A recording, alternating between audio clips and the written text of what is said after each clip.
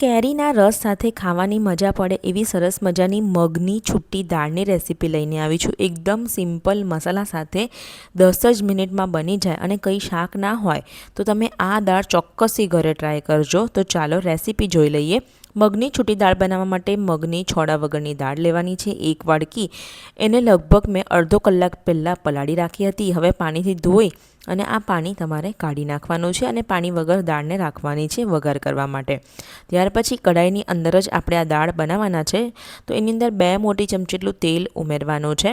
કુકરમાં ઘણીકવાર મેશ થઈ જતી હોય છે, પણ કઢાઈમાં સરસ છૂટી બને છે અને 10 જ મિનિટમાં બની જાય છે। તેલ જેવું ગરમ થઈ જાય એટલે અડધી ચમચી તમારે રાઈ એડ કરી દેવાની છે।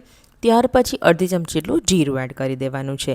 રાઈ અને જીરું સરસ થઈ જાય પછી આપણે એની અંદર એડ કરવાના છે 2 સૂકા લાલ મરચાં, મીઠા લીમડાના પાન એડ કરવાના છે અને ત્યાર પછી હિંગ એડ કરવાની છે। ગેસની આંચ આ ટાઈમે એકદમ સ્લો કરી દેવાની છે। ત્યાર પછી લીલા મરચાંની પેસ્ટ અને આદુની પેસ્ટ લીધી છે। અહીં આગળ આપણે લસણનો ઉપયોગ નથી કર્યો। ચપટી આપણે હળદર એડ કરી દેવાની છે। પછી બધી દાળ જે છે આપણે મગની દાળ તે એડ કરી દેવાની છે। પાણી અત્યારે આપણે નહીં એડ કરીએ, પહેલાં દાળને આપણે આ રીતે તેલમાં થોડીક વાર શેકાવા દઈશું, જેથી એનો ફ્લેવર પણ ખૂબ જ સરસ આવે અને એકદમ સરસ રીતે મિક્સ થઈ જાય। પછી સરસ બધી દાળ તમારે એક સરખું બધું મિક્સ કરવાનું છે। ગેસની આંચ સ્લો રાખીને જ તમારે આ દાળ બનાવવાની છે। જો ફાસ્ટ રાખશો તો નહીં મજા આવે। તો જ્યારે આપણે પાણી ઉમેરીએ ત્યારે ગેસની આંચ મીડિયમ કરી દેવાની, અત્યારે સ્લો કરી દેવાની છે અને એમને પહેલાં 2 મિનિટ જેવું એને શેકાવા દેવાનું છે। સરસ શેકાઈ ગઈ છે તો હવે આપણે મસાલા કરવાના છે। મસાલાના જે રૂટીનના મસાલા છે તે જ એડ કરવાના છે।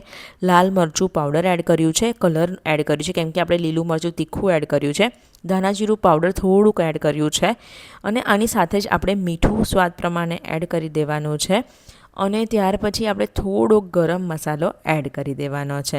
એકદમ સિમ્પલ મસાલા સાથે જો આ દાળ તમે બનાવશો ને તો રસની સાથે તો ખાવાની મજા આવશે જ, પણ કઢી ભાત સાથે પણ આપણે બનાવતા હોય છે તો એની સાથે તો ખાવાની મજા આવતી જ હોય છે, હે ને। તો હવે કંઈ ગરમીમાં શાક ના હોય તો ઝટપટ મગની દાળ તો ઘરમાં હોય જ, તો તમે આ રેસીપી ચોક્કસથી બનાવજો। બધું સરસ મસાલાને હવે બરાબર મિક્સ કરવાનું છે। તમે જોઈ શકો છો તેલમાં એકદમ સરસ રીતે આપણી જે દાળ છે તે શેકાઈ ગઈ છે, હે ને। તો હવે એની અંદર આપણે શું એડ કરવાનું છે? પાણી। પાણી અડધા કપથી થોડુંક વધારે પહેલાં એડ કરવાનું છે, એમાં થવા દેવાની છે। પછી તમને એવું લાગે કે હજુ આ કાચી છે તો પછીથી તમારે પાણી એડ કરવાનું। એક સાથે આપણે બધું પાણી એડ નહીં કરીએ, આ રીતે થોડુંક ઉપર પાણી આવે એટલું જ આપણે પાણી એડ કરવાનું છે, જેથી દાળ આપણી છૂટી જ રહે, એકદમ આપણી પેસ્ટ જેવું ના થઈ જાય। આપણને દાણેદાર જો ટેક્સચર જોઈતું હોય તો આ રીતે થોડું થોડું પાણી લઈ અને એને થવા દેવાનું છે। 5-1 મિનિટ જેવું થાય એટલે તમારે ચેક કરી લેવાનું છે। જો દાળ પલાળેલી હશે તો વાર નહીં લાગે, એકદમ સરસ રીતે ચડી જશે। તો તમારે વચ્ચે વચ્ચે ચેક કરી લેવાનું। હજુ થોડીક કચાશ છે, ચેક કરી છે મેં હજુ, એટલે 2 મિનિટ જેવું હજુ આપણે એને થવા દઈશું। પાણીની જરૂર પડે તો તમારે પાણી એડ કરી દેવાનું છે, એકદમ જો કોરું પડી જાય તો। પછી અહીં આગળ સરસ રીતે તમે જોઈ શકો છો દાળ જે છે તે હવે ચડી ગઈ છે, થોડુંક હજુ પાણી છે પણ દાળ ચડી ગઈ છે। બસ હવે આપણે થોડીક વાર એને એમનેમ જ થવા દેવાની છે। તો લાસ્ટમાં આપણે ફ્રેશ કાપેલા ધાણા નાખી દઈશું અને ફરીથી ઢાંકીને 2 મિનિટ જેવું થવા દઈશું, જેથી જે પાણી છે તે બધું જ દાળની અંદર ભળાઈ જાય। 2 મિનિટ જેવું થઈ ગયું છે અને આપણી આ સરસ મજાની છૂટી દાળ બનીને તૈયાર થઈ ગઈ છે, તમે જોઈ શકો છો।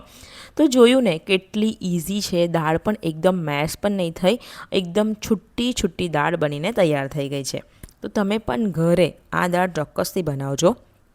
તમને મારો આ વિડીયો ગમ્યો હોય તો લાઈક કરજો, શેર કરજો અને હા, હજુ સુધીને ગુજરાતી કિચન યુટ્યુબ ચેનલને સબસ્ક્રાઈબ ના કરી હોય તો સૌથી પહેલાં સબસ્ક્રાઈબ કરજો।